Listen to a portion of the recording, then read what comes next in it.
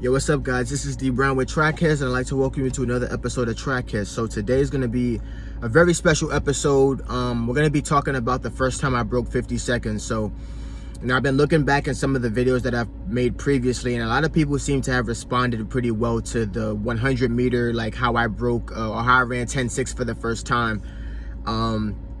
So I want to give some more insight into, some of the big barriers I kind of broke, the 50 seconds and 22 seconds and running under 204 for the first time, just, in previous races that I ran when I was in high school. So, I wanted to, like I said, give you some information about how I broke 50 seconds for the first time in the 400. So let's get started. So first things first, when I broke 50 seconds for the first time, it was a little bit late. My story was a little bit different than anyone else.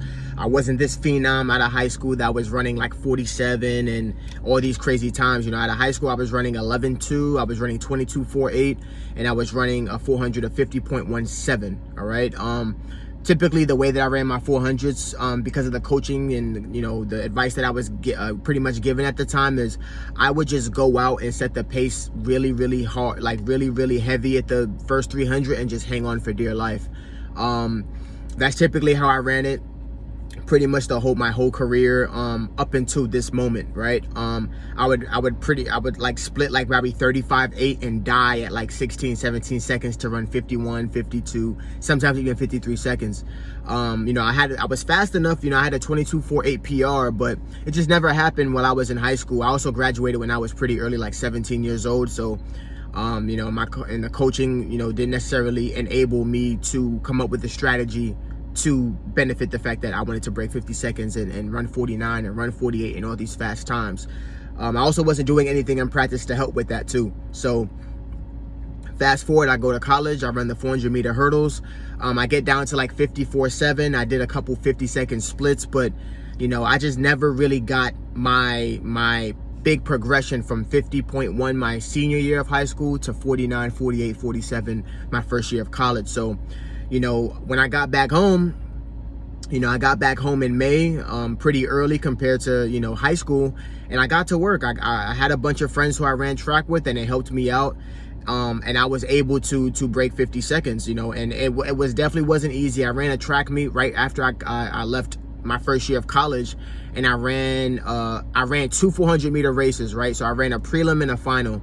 In my prelim, I ran the 400 pretty even split, right? So I don't know the typical splits, but if I were to guess, I probably ran like 24 high to 24 mid in the first 200. And then I tried to come back at the last 200, and my body was just not able to turn over, and it wasn't strong enough to turn over in that last 150. So my body it's almost like I had a gear issue. Like my body was just not turning over the way I wanted it to. Then I came back in the final and I ran probably like 51, I believe I ran like 51.5. Then I came back in the final and ran it just, I ran it hard from the gun. A little bit of a float on the back stretch, but ran it hard, and I ran like 51.2 or 51.06 or something like that. And so basically I was in shape to run 51 coming out of college, coming out of that first year of college. I also ran some 200s. I ran 22.47, so I ran 0.01 faster than my senior year in high school. And then so yeah, my 200 and my 400 basically stayed, pretty much the same. My 400 suffered. I was back up to 51 after college, so I knew I didn't necessarily get better when I was in college. I just became a better hurdler, but I didn't become a better athlete fast. Like, my 400 meter abilities did not improve. So like I said, I left college. I sat down with myself. I was an early coach. I was like 18. So I just sat down and was just like, what am I missing? What am I missing? What can I improve on? And I created a plan at 18, and my friends helped me. I did a lot of 450s. I did 500s. I focused on finishing faster in my 500s, not necessarily just taking it out and hanging on for dear life. I did 800. I did 200s with 8 times 200s. I did with very short rests. I did hard 300s. I did just a bunch of different things. So matter of fact, let me just slow down and break it down, in some of the things that I've done. My biggest weakness that I was able to see in my 400 was that I could not finish. No matter how fast I took it out, no matter how slow I took it out, my ability to change gears from 250 to 400 was gone. I did not, like, my body was not able to change those gears. And it was very frustrating because sometimes I'll position myself in the perfect place coming on the second curve and was not able to finish. And it was just very frustrating. So the one way I was able to solve that is give myself 500s. So I wasn't just giving myself like just very slow 500s. Like I said, my fastest time at that, my season's best for that year was a 51.0, 51.2, 51.0, something around there. So when I ran my 500s, especially at the beginning of that summer, I was only running like 60 to the 400. I would run 60 and then finish up in 15 seconds. So I was even splitting my 500s. Right, I would go 15, I would go 30, I would go 45, 60, and then finish up in 115. Right, it wasn't always perfect. Sometimes I would finish up in 116, sometimes it was 117, sometimes it was 112. But I always made sure to give more effort towards the end than I did at the beginning. While I was also doing that, I would also run hard 300s. Right, so I was running really hard 300s, running them in like 37 and some change. There were times where I even ran like a hard 200, right? I would run a 200 at like 23.06, 23.1, 23.2, and just do one or two of them just to kind of keep my legs moving. I'll be doing workouts like that just to really make sure my ability to run those hard runs was, I didn't run any meets during that summer as well. So like I said, I worked on my strength. I worked on my speed endurance when it came to some of those lactic runs, 200s, 300s. And I gave myself plenty of rest in between. I didn't necessarily do the, 5 times 300s with, at 45 seconds. I didn't do anything like that because, again, I was at the part of the season where I already did a bunch of races that year. I was in college. I've been racing since December, January, February, March, April, May. Why do I did 5 to 6 months worth of races, and I did pretty well at that. It was just that my ability to have that special endurance to be able to hold that pace of a 400 was just not there. I wasn't training for it in college. My coach didn't give me anything to help out with that, so I had to supplement it in my practices. So like I said, long story short, I also did speed work. I also did 60s. I also did 50s. I also did 150s. And I wasn't going super fast, I was running them in like 17 lows. Sometimes I would cut the rest down, 4 or 5 minutes rest, and do repeated ones of 18. I remember a notable workout I did, because at that time I used to really visit speedendurance.com a lot and just get get certain different opinions about certain workouts I can do. And I remember there was this key workout I did. It was 5 times 200s or 6 times 200s. And it was supposed to be at ending. It was supposed to be at 400 meter pace. So not the 400 meter pace like the first 200, but like, let's say you're trying to run 50 seconds. It's supposed to be at 25. So it's supposed to be at that pace, the average of that pace. So I remember a really hard workout I did before I really PR'd was I ran 26, 25, 25, 25, 25, and then I finished up at 25.1. So, I wasn't running, and I only did it with like a walking 200, which was like 3 minutes and 30 seconds rest. So the rest wasn't too crazy, but it really taught my body to be efficient. It taught my body to deal with lactic. It taught my body to learn how to finish. And like I said, I coupled that with the 500s. I coupled that with the fact that I was my fastest, 22.47. I was still doing the 50. So like I said, just the full balance of all those workouts together really, really helped. But one key thing I didn't really realize, because I have a journal of just all the workouts that I did during that time. The biggest thing I did not realize, though, was how much recovery I was giving myself. Sometimes I feel like when we follow all these workouts that people do, they don't give the recovery, the week, take a week off if you feel sluggish, take a week off if you don't feel good. Funny enough, just as an athlete, even when I was that young, 18, 17 years old, I would just subconsciously just say, hey, I don't feel good. I feel tired. I feel sluggish. And I would give myself the opportunity to get a nice recovery in, and I would literally just take a week off. Take a week off, come back, and I'll feel brand new. So I gave my body plenty of time to adapt. I'll give you guys kind of insight on how my last week went before I actually ran that sub 50. So I remember I took a week off. I traveled. It was July 4th-ish. I traveled to Orlando. I was living in Georgia at the time. I traveled to Orlando, spent some time with the fam, came back, and I did like a 10-minute run. I used to get a lot of back spasms back then, so I wasn't able to do like a super long run. So I did like a 10, 15 minute run. My back was hurting. That was maybe like a Wednesday. On Thursday, I did like 5 times, 6 times 300s, where I was starting out at like 46, super sluggish. I had trainers on, and then all of a sudden I was able in those last 2 or 3, once I broke off some of the rust, to get down to 42 seconds. I would give myself a walking 300 rest. Like I said, I wasn't running them too fast. It was just about, you know, it just seemed like the appropriate thing to do at the time. It didn't make sense to go fast. All I did was just give myself that workout.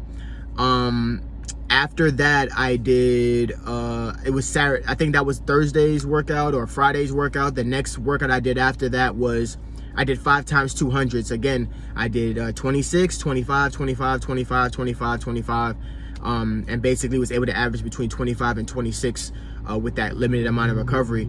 Then after that,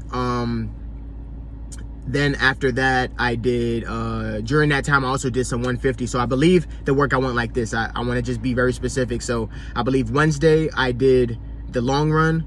Then Thursday, I did the 5 or 6 times 300s with like limited recovery.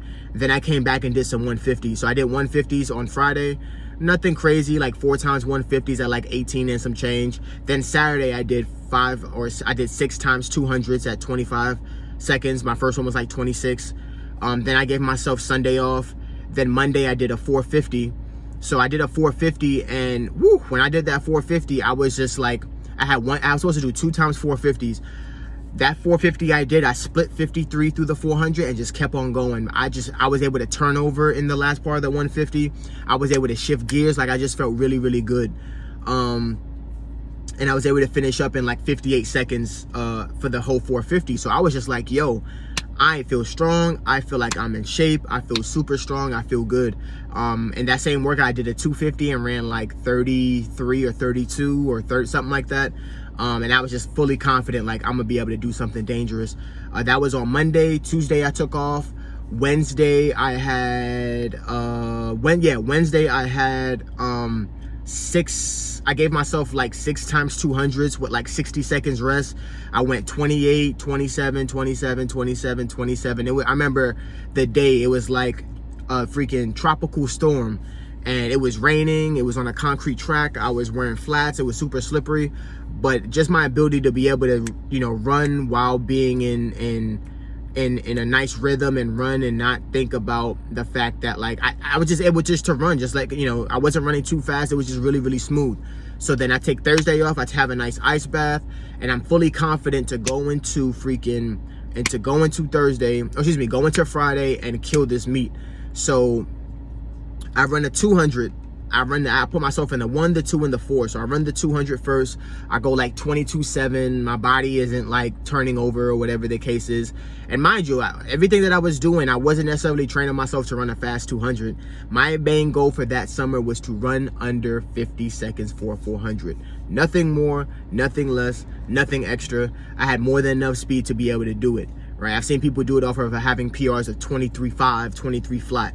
I had a 22.4 PR, 22.7 is whatever, right? Then all of a sudden I ran the 400, right? So I ran the 400, and it was crazy. It was crazy at the time because it was at a nice track in Georgia at the time. I forget the name of the track, but it was a fast track. And I'm running against this other athlete. And he's just a beast, man. He's a 4.815 guy, really, really strong on the back stretch, on the back end of his races. And his PR at the time was a 48, was a 49 like 1 or something like that. He was also a 152, 153. He was a 402, a 1500 meter runner. Really, really talented athlete. So I wasn't intimidated though. I was just like, look, I've been training this whole time. I know I'm faster than him, and I know I'm strong enough to be able to give him some good competition. It wasn't even about him. It was about me and executing how I'm supposed to. So I took out the race. I probably took it out in like 24.5. I pushed out, really, got settled into a rhythm on the backstretch. Once I got on the curve, I began to pick up my pace, pump my arms a little bit faster, and able to really hit the gear. Once I hit the 120, I let my legs go and just fought. And when his PR is like a 23.5, 23 flat in the 200. So Very, very strong guy. And when I say he opened up, and me and him fought the whole time in the last, 100, 75 meters, 50 meters, 25 meters, all the way to the finish line. And he just got me right on the dip. And he ended up running a 40, I want to say he ran like a 49. No, I think he went 48.9. I pushed him to 48. He PR'd that race. And then I ran 49.5. So I was really, really happy with the fact that, I was able to run that specific time, because I never ran like that was a big jump from 51 to 49.5. And what's crazy is after I finished the race, I was just like, okay, like, I'm not sure if I hit it. I was like, okay, I probably ran 51 or 50. They told me I ran 49.5, bro. I was so happy. I was lit. I was jumping up and down. I was just like, that's the easiest freaking 49 I ever ran in my life. And it was the strong way. It felt smooth. And I think I even split it. I think I went like 24.5, and then I finished up in like a 25-second, 200. And I feel like, it felt like that just because I gave more effort towards the end. It just felt smooth, and I just felt like I could have done it again. And ironically enough, that was also the first time I broke 11 seconds for the 100. Shortly after that run, I went to I had to run maybe the 100 like in 30 minutes later, and I'm already happy. I'm just like, I run the 100 is whatever. And I ran the 100, took my time, was driving, slowly came up to top speed. And I dipped at the line, and it said 10.90, and I was just like, yo, I ran 10.9. Like, that was crazy, because I was not expecting it. I mean, I would do speed work, I would do my 50s and stuff, but I just think my strength levels at that particular part of the season were just fantastic, and I was just so happy and to really run that kind of race. So that was the first time I broke 50 seconds. It was the easiest 50 seconds sub 50 I ever ran. I ran sub 50 plenty of other times throughout the years and stuff, but that had to be my easiest time doing it, because I think I was in my fastest 200 meter shape. I was in my fastest 800 meter shape in terms of just doing the 500s, doing the 450s. I didn't do any 600s like that. I didn't do anything crazy. Like, I would do 30-minute runs maybe twice that whole 2-3 months. I just kept it really specific. I did my hard runs like they were supposed to be. I gave myself plenty of rest and recovery. I just let my body adapt. And because of that, I was blessed with the sub 50 from the gods. So, like I said, I just wanted to give you guys just a little story time. Just some, information. Maybe the information will help you break your sub 50 or sub 51 or sub 52. But it's definitely possible. And I did this with just 2 friends. You know what I mean? I did this with 2 friends, no coach. I'm a coach now, but this is my introduction to coaching. If I told myself, if I can't coach myself to a sub 50, then what the hell am I doing trying to coach someone else, to break those barriers and to do what they need to do in order to reach their goal. So, I'm really excited, really looking forward to, really looking forward to see who's going to be using this information to, to achieve their goals. So, like I said, thank you guys for watching. I hope you guys gained a lot of knowledge and information from this story. And without further ado, this is D Brown with Track Headz. Thanks for watching. Peace.